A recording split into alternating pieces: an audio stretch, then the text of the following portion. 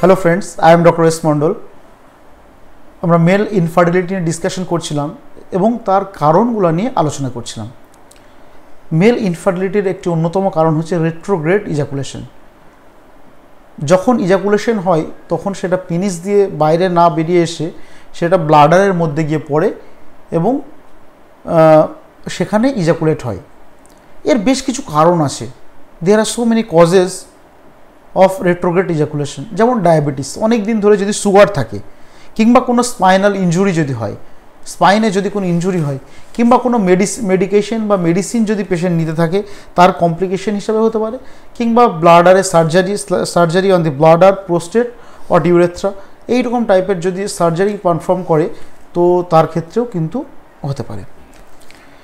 এরপরে যদি antibodies that attack the sperm বা অ্যান্টি স্পার্ম অ্যান্টিবডি, স্পার্মের বিরুদ্ধে বডি যখন অ্যান্টিবডি তৈরি করে এবং সেগুলোকে ইমিউন সিস্টেম অটো ইমিউন কথার অর্থ হচ্ছে তার নিজস্ব লোক, তার নিজের লোককেই সেই যখন শত্রু মনে করে, স্পার্মের নিজের অ্যান্টিবডিগুলো তখন যখন তাকে তার নিজের শত্রু মনে করে, that is call auto antibody, anti sperm antibody.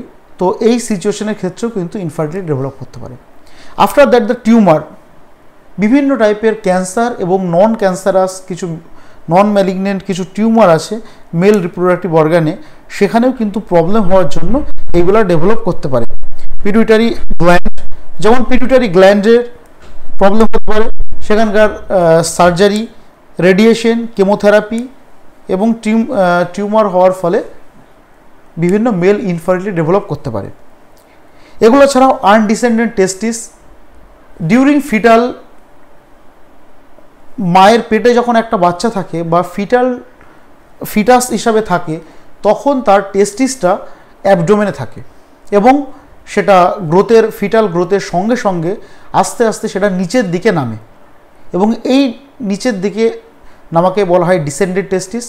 অনেকের ক্ষেত্রে বেশ কিছু কন্ডিশন আছে যে এই টেস্টিসগুলো অ্যাবডোমেনেই থেকে যায়, স্ক্রোটামে নামে না, তাকে বলা হয় আনডিসেন্ডেন্ট টেস্টিস। কিংবা অনেকের ক্ষেত্রে একটা নামে মোনার্কিজম এবং অনেকের ক্ষেত্রে কোনোটাই নামে না, ক্রিপ্টোক্রিটিজম। এরকমভাবে বিভিন্ন রোগ আছে, তো সেগুলো নিয়ে আমরা অন্যদিন ডিসকাশন করব। তো এই সমস্ত যদি আনডিসেন্ডেন্ট টেস্টিস থাকে তার ক্ষেত্রেও কিন্তু পরবর্তীকালে ইনফার্টিলিটি ডেভেলপ করতে পারে। এগুলো ছাড়াও হরমোনাল ইমব্যালেন্স যেগুলো আছে, বিভিন্ন টাইপের যে মেন যে হরমোন, যেমন হাইপোথ্যালামাস থেকে যে সমস্ত সেক্স হরমোনগুলো তৈরি হয়, কিংবা পিটুইটারি থেকে যে জিএনআরএইচ, এলএইচ, এফএসএইচ এইগুলো তৈরি হয়, এবং থাইরয়েড এবং অ্যাড্রিনাল গ্ল্যান্ডের যে সমস্ত স্টেরয়েড হরমোন যেগুলো আছে, এগুলো ছাড়াও মানে লো টেস্টোস্টেরন বডিতে যদি থাকে বা টেস্টোস্টেরন লেভেল যদি কম থাকে বডিতে, that is call male hypogonadism, বা পুরুষের যে গোনাড সেটা ডেভেলপই করেনি, তার ক্ষেত্রেও কিন্তু এটা প্রবলেম হতে পারে। এবং যদি এগুলো ছাড়াও যদি ট্রান্সপোর্টে problem, defect the tube on the transport, defect of tube that transport the sperm, যে ওয়েটার মাধ্যমে স্পার্মটা তৈরি হচ্ছে এবং যে নালিটার মাধ্যমে স্পার্মগুলো আসছে, ভাস ডিফারেন্স, সেমিনাল ভেসিকল, তো এই প্রত্যেকটা ইজাকুলেটরি ডাক্ট, তো এই সমস্ত জায়গাগুলোতে যদি কোনো প্রবলেম থাকে, কোনো টিউমার, কোনো অবস্ট্রাকশন যদি থাকে, তাহলেও কিন্তু এই প্রবলেমটা আসতে পারে। এবং সেখানকার যদি কোনো সার্জারি কিংবা সিস্টিক ফাইব্রোসিস, সেই জায়গাগুলো যদি ফাইব্রোসিস হওয়ার কারণে অবস্ট্রাকশন হয়, তার ক্ষেত্রেও কিন্তু এই প্রবলেমটা হতে পারে। এবং এরগুলো ছাড়াও বিভিন্ন ক্রোমোজোমাল অ্যাবনর্মালিটি বা জিনগত সমস্যা, পুরুষদের ক্ষেত্রে একটা, যেমন ক্লাইনফেল্টার সিনড্রোম। ক্লাইনফেল্টার সিনড্রোম কি? একটা পুরুষের নর্মাল যে ক্রোমোজোমাল প্যাটার্ন XY হয়, কিন্তু কোনো পুরুষের ক্ষেত্রে যদি সেটা XXY, XXY, একটা ফিমেল ক্রোমোজোম বা একটা X ক্রোমোজোম যদি এক্সট্রা থেকে যায়, তখন কিন্তু তার ক্ষেত্রে স্পার্ম প্রোডাকশন আসে না এবং মেল যে রিপ্রোডাক্টিভ অর্গান সেগুলো ঠিকঠাক ডেভেলপ হয় না।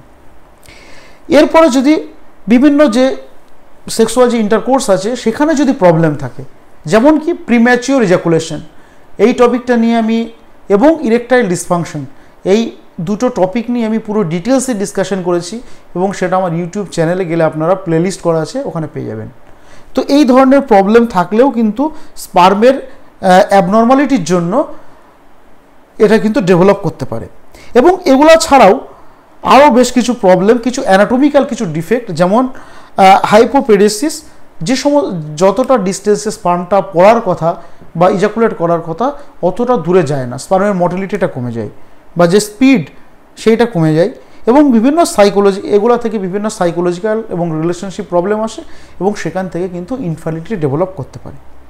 এগুলো ছাড়াও বেশ কিছু সিলিয়াক ডিজিজ, সিস্টেমিক ডিজিজ, যেমন সিলিয়াক ডিজিজের থেকে বিশেষ করে আমাদের এটা একটা ডাইজেস্টিভ ডিজিজ। এটা গম যারা খুব বেশি খায় বা গমের আটা বা ময়দা যেগুলো হয় সেখান থেকে গ্লুটিন নামে একটা প্রোটিন থাকে এবং এই গ্লুটিন নামের এই প্রোটিনটা কিন্তু মেল ইনফার্টিলিটি ডেভেলপ করতে পারে।